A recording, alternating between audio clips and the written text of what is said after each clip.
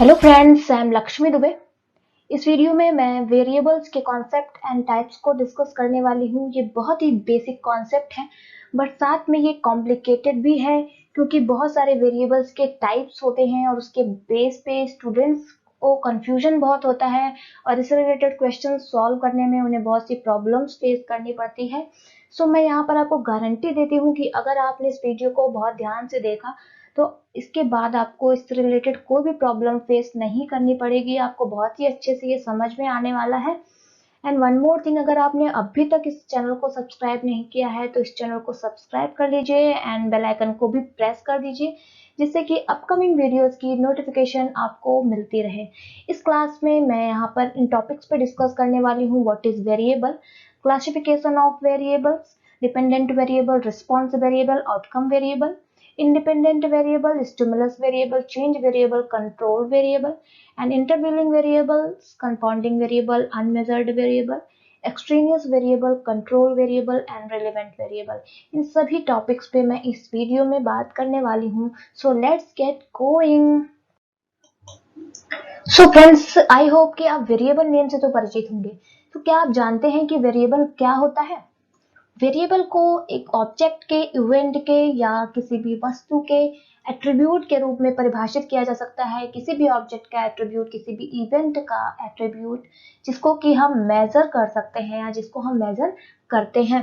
इस तरह से जो वेरिएबल होता है वो एक कैरेक्टरिस्टिक्स होती है या एक कंडीशन होता है जिसमें कि जो एक्सपेरिमेंटर होता है वो मैनिपुलेट करता है, यानी कि चेंज कर सकता है, उसको कंट्रोल करता है एंड उसको ऑब्जर्व करता है। सो इस तरीके से वेरिएबल वो होता है जो वेरी हो सकता है, जो चेंज हो सकता है। किसी भी पर्सन की कोई विशेषता, किसी भी वस्तु की कोई विशेषता जिसको कि हम मेजर करते हैं और आपस में उनके रिलेशनशिप का अध्ययन करते हैं, उनको हम वेरिएबल कहते हैं। इंटेलिजेंस एक वेरिएबल है, anxiety, aptitude, income, education, achievements, ये कुछ वेरिएबल्स के एग्जाम्पल्स हैं। सो अब बात करेंगे क्लासिफिकेशन ऑफ वेरिएबल्स की। वेरिएबल्स को 3 व्यू पॉइंट से क्लासिफाई किया गया है। फर्स्ट है view point of causation, second is view point of design of study and third is view point of unit of measurement.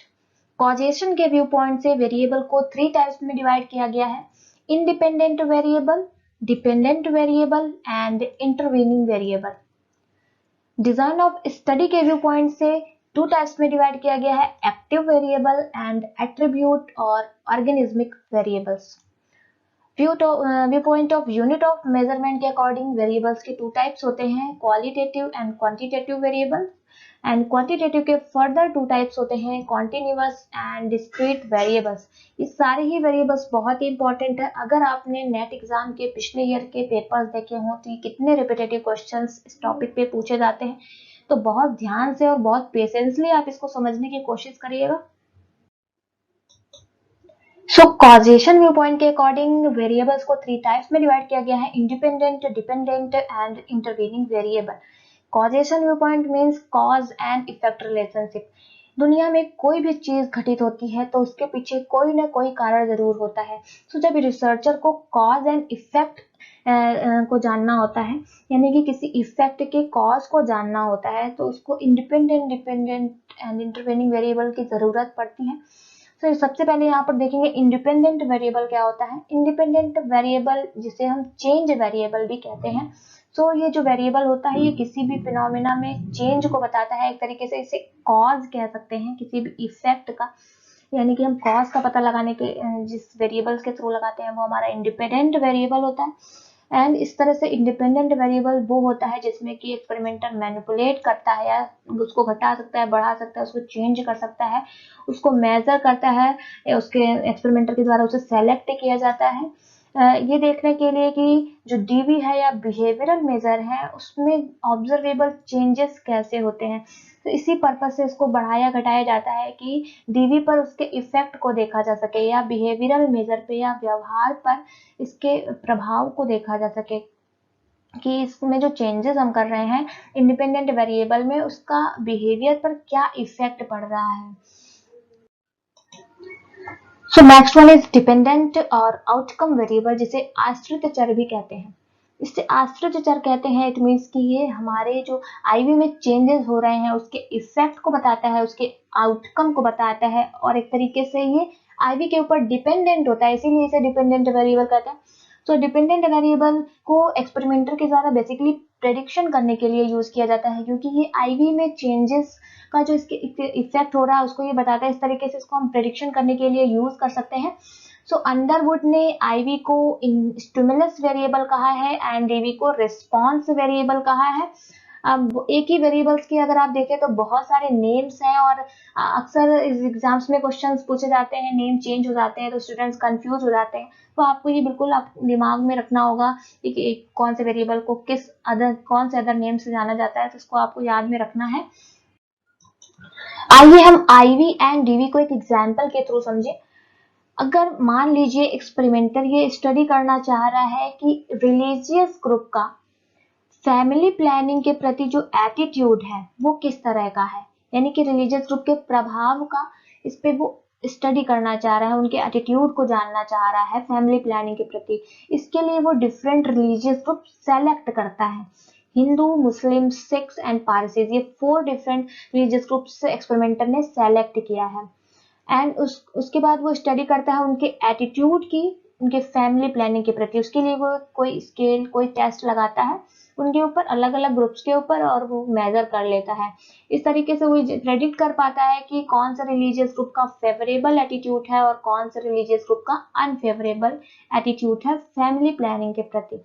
तो इस तरीके से इस एग्जाम्पल में आप देखें तो जो रिलीजियस ग्रुप है वो आईवी का एग्जाम्पल है, क्योंकि यहाँ पर एक्सपेरिमेंटर ने उसको सेलेक्ट किया है, उसमें अपने हिसाब से चेंजेस किए हैं। तो इस तरीके से जो वेरिएबल चेंज हो सकता है उसको हम आईवी कहते हैं। और ये एटीट्यूड को मेजर किया गया, ये एक बिहेवियरल मेजर है और ये डिपेंडेंट है रिलीजियस ग्रुप्स के रिलीजियस ग्रुप्स के ऊपर। सो इस तरीके से ये डीवी का एग्जाम्पल हो गया, attitude towards family planning. So I hope कि आपको अब अच्छे से क्लियर हो गया होगा कि आईवी एंड डीवी में क्या डिफरेंसेस हैं। सो चलिए देखते हैं इंटरवीनिंग या कंपाउंडिंग वेरिएबल्स क्या होते हैं। आपने देखा कि एक्सपेरिमेंटर आईवी में हो रहे चेंजेस को डीवी पर स्टडी करता है, डीवी पर उसका इफेक्ट देखता है। कई बार कुछ ऐसे वेरिएबल्स होते हैं जो कि आईवी को अनइंटेंशनली प्रभावित कर देते हैं, अनकंट्रोल्ड रह जाते हैं, एक्सपेरिमेंटर उसको कंट्रोल नहीं कर पाते हैं और ये पूरे उसके रिजल्ट को प्रभावित कर देते हैं रिसर्च। तो इस तरीके से जो आईवी में चेंजेस अपने आप हो जाते हैं और उसकी वजह से डीवी पे इफेक्ट चेंज हो जाता है और रिजल्ट बायस्ड हो जाता है। तो ये इंटरवीनिंग वेरिएबल्स की वजह से होता है। इसको एक एग्जांपल से समझ सकते हैं। मान लीजिए कि जो एक्सपेरिमेंटर है वो फंडामेंटल ऑफ स्टैटिस्टिक्स से रिलेटेड जो नॉलेज स्टूडेंट एक्वायर करते हैं उसके ऊपर 2 मेथड्स को देखना चाह रहा है कि कौन सा मेथड इस तरह की नॉलेज को एक्वायर करने के लिए ज्यादा इफेक्टिव है। एक है लेक्चर मेथड एंड दूसरा है लेबोरेटरी डेमोन्स्ट्रेशन मेथड। इसके लिए जो एक्सपेरिमेंटर है वो 2 ग्रुप्स अलग अलग ले लेता है स्टूडेंट्स का, और एक ग्रुप को प्रोफेसर ए के द्वारा इंस्ट्रक्शन दिया जाता है एंड दूसरे को प्रोफेसर बी के द्वारा इंस्ट्रक्शन दिया जाता है। उसके बाद उनकी परफॉर्मेंस मेजर की जाती है। सो प्रोफेसर ए के द्वारा जिन ग्रुप्स को इंस्ट्रक्शन दिया गया था उनका जो परफॉर्मेंस है वो बैड आता है, एंड प्रोफेसर बी ने जिसको वो इंस्ट्रक्शन दिए थे उनका जो परफॉर्मेंस है वो अच्छा आता है। तो इसके बेस पर हम ये नहीं कह सकते हैं कि लेबोरेटरी डेमोन्स्ट्रेशन मेथड बहुत अच्छा था एंड लेक्चर मेथड बेकार था, क्योंकि यहाँ पर इंटरवीनिंग वेरिएबल्स भी हैं जिसकी वजह से हमारा रिजल्ट चेंज हो गया है। यहाँ पर प्रोफेसर की एबिलिटी भी प्रभावित कर रही है इस रिजल्ट को। हो सकता है प्रोफेसर ए लेस एक्सपीरियंस्ड हो एंड प्रोफेसर बी बहुत अच्छे इंस्ट्रक्टर हो, इसकी वजह से हमारा रिजल्ट प्रभावित हुआ हो। तो इस तरीके के जो रिलेटेड हमारे वेरिएबल्स होते हैं जो हमारे रिजल्ट को प्रभावित कर देते हैं, ये वेरिएबल्स हमारे होते हैं intervening variables. So next and most important one is extraneous या कंट्रोल या रिलेवेंट वेरिएबल। इसे हिंदी में बहिरंग चर, नियंत्रित चर या सतत चर कहते हैं। कई बार एक्सपेरिमेंटल सिचुएशन में कुछ ऐसे वेरिएबल्स होते हैं जो आईवी से रिलेटेड होते हैं बट उनको एक्सपेरिमेंटर के द्वारा कंट्रोल किया जाता है। क्योंकि उसका उस रिसर्च से रिलेटेड कोई डायरेक्ट इंटरेस्ट नहीं होता है और वो हमारे बिहेवियरल मेजर या डीवी में चेंजेस ला सकते हैं।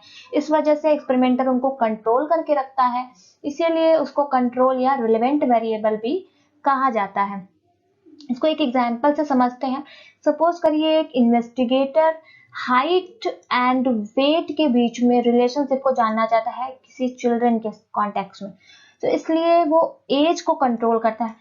एज हमारे जो उस चिल्ड्रन के हाइट एंड वेट को इफेक्ट कर सकता है, उसके रिजल्ट को वो चेंज कर सकता है। इस वजह से यहाँ पर एक्सपेरिमेंटर ने एज को कंट्रोल किया है। सो इस एग्जाम्पल में एज यहाँ पर एक रिलेवेंट वेरिएबल है जिसकी इस रिसर्च में जरूरत नहीं है, इस वजह से एक्सपेरिमेंटर ने उसको कंट्रोल करके रखा है। तो ये एक एक्सट्रेनियस वेरिएबल का एग्जाम्पल है। सो आई होप कि वेरिएबल्स रिलेटेड ये सारे टाइप्स आपको समझ में आ गए होंगे। नेक्स्ट वीडियो में हम और भी कुछ टाइप्स की बात करेंगे जो कि नेट एग्जाम के पर्सपेक्टिव से बहुत ही इंपॉर्टेंट है। And I request you please, अगर आपको ये वीडियो पसंद आई है तो इसे लाइक करिए, शेयर करिए एंड चैनल को सब्सक्राइब करना मत भूलिएगा। Thanks for watching.